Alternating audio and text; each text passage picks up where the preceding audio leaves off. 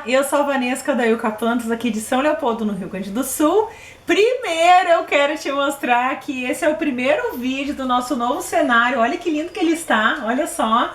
Meu marido que fez, ele tá lindo e maravilhoso. Cada vídeo a gente vai mudando as plantas, né, pra gente ficar com elas mais felizes também, e você também se sentir mais feliz. Bom, hoje eu vou falar sobre a Begônias Rex. As Begônias Rex são plantas muito interessantes, elas estão em alta na decoração. Aqui da Yucca a gente não fala muito nisso da decoração e plantas que estão na moda, mas a gente tem que falar de uma certa forma, porque se as pessoas levam essa natureza para dentro de casa é sempre um bom sinal. E essas aqui são plantas muito tranquilas de cuidar. Elas são da família das begoniáceas, são nativas da Índia e do sudeste da China, que são locais que têm o clima um pouco quente, mas não sol pleno, elas não aceitam sol pleno. As folhas são largas e olha que interessante, todas elas aqui são Begônias Rex, mas olha a diferença entre elas, ó.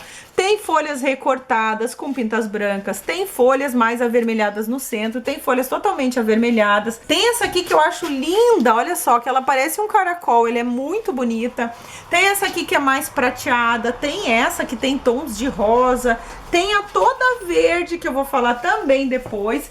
E tem várias, então essas aqui são variedades dentro do grande grupo, da grande quantidade de espécies chamadas Begônia Rex. Eu não vou te dizer o nome de cada um, né? Eu só vou te falar de uma forma geral, porque todas elas apresentam as características gerais para ser cultivadas. Elas são todas iguais, tá? Para cultivar. As cores são muito variadas, como eu mostrei, tem outras variedades também que eu não tenho aqui. Eu vou te mostrar a flor, ó. As flores são aqui, tem, ó. As flores são pendões florais, é típico da begônia, né? É uma florzinha bem bonita, só que ela, como a folhagem é muito exuberante, a gente não cultiva ela pela beleza das suas flores. As flores têm o centro clarinho, né? E elas são rosas clarinhas, algumas são meio esbranquiçadas, então elas não chegam a chamar muita atenção. Muitas vezes, quando elas estão longe de um local que tenha luz, elas ficam esticadas, né? Quando a flor está esticada é porque a planta precisa de mais luz. Lembrando que essa planta não gosta de sol pleno, ela gosta de ambiente de meia sombra com muita luz. Pode pegar o sol da manhã, mas não pode pegar vento e nem sol pleno. Com a hibridização surgiram esses cultivares, então são cultivares produzidos pelo homem, né, pelo ser humano, para conquistar os lares das pessoas, para que as pessoas trouxessem essas lindas plantas para dentro de casa. Elas podem ser reproduzidas. Eu vou te mostrar aqui, ó, tá vendo aqui, ó?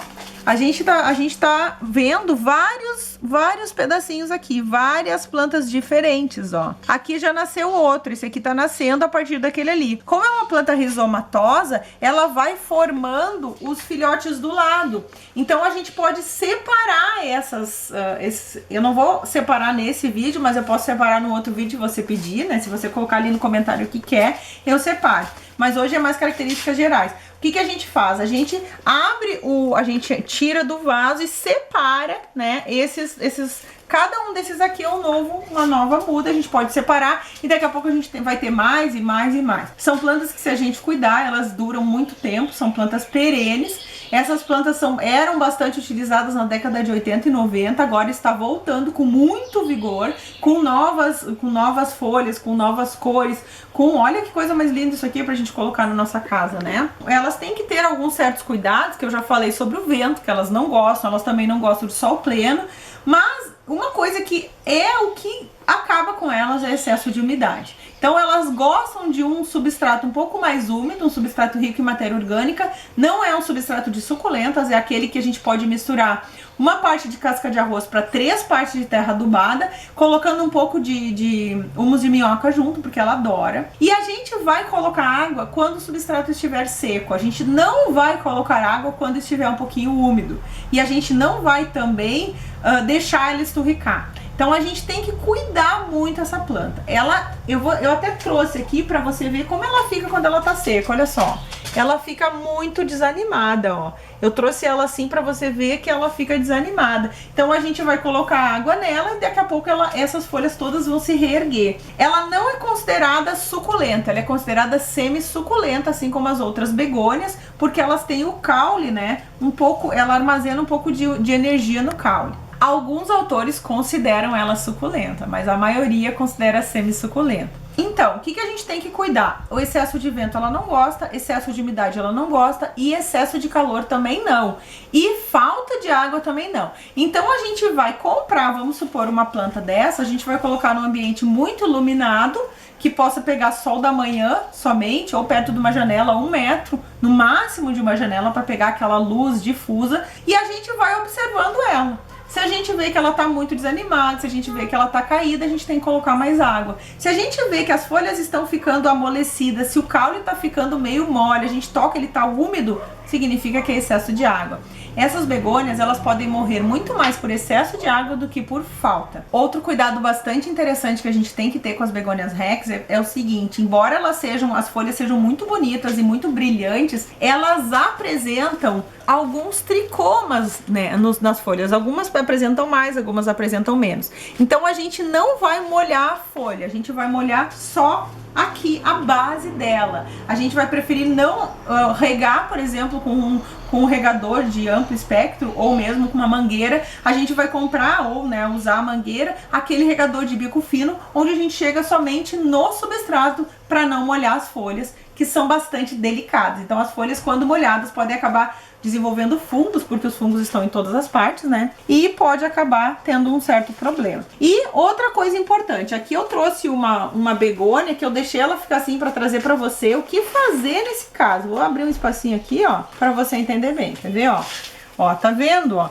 Isso aqui são...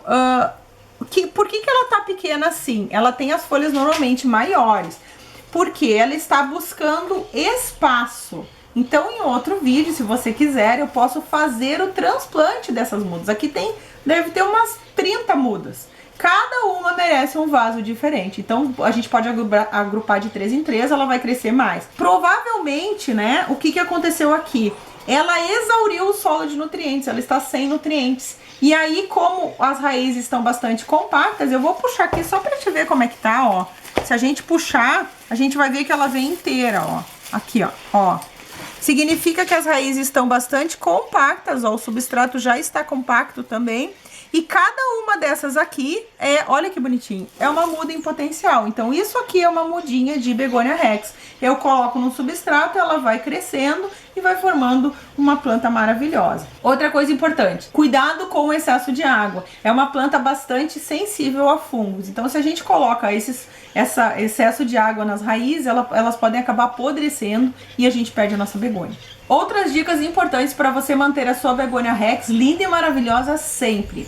Ela não gosta de frio, então se você mora num lugar como aqui no Rio Grande do Sul, que faz muito frio no inverno, ela vai reduzir o seu crescimento, pode perder todas as folhas, tu pode achar que ela morreu, ela não morreu. Se você mora no Nordeste, talvez ela nunca perca as folhas. Ela não gosta de frio, ela não chega a entrar em dormência, mas ela reduz o crescimento e fica quietinha um tempo. Não gosta jamais de geada, queima as folhas e ela pode morrer. Antes de começar a primavera, a gente faz uma adubação no final do inverno ali, quando já não tá tão frio, ela já tá começando novamente as folhas, no nosso caso aqui do Rio Grande do Sul, a gente vai colocar um NPK orgânico, que eu vou deixar o card aqui em algum lugar, para você acessar e utilizar, que ela vai vir com muito vigor na primavera. E agora eu gostaria de te convidar a participar do nosso grande evento que vai acontecer lá nos dias 2, 4 e 5 de dezembro de 2021, às 20 horas no nosso canal do YouTube. Esse evento se chama Salve Seu Jardim. Você pode se inscrever aqui no link que eu vou deixar aqui na descrição e eu vou te esperar lá para tirar esse monte de dúvidas que as pessoas têm sobre fungos, sobre nutrientes, sobre falta d'água, excesso de água. Um grande abraço e até o próximo vídeo.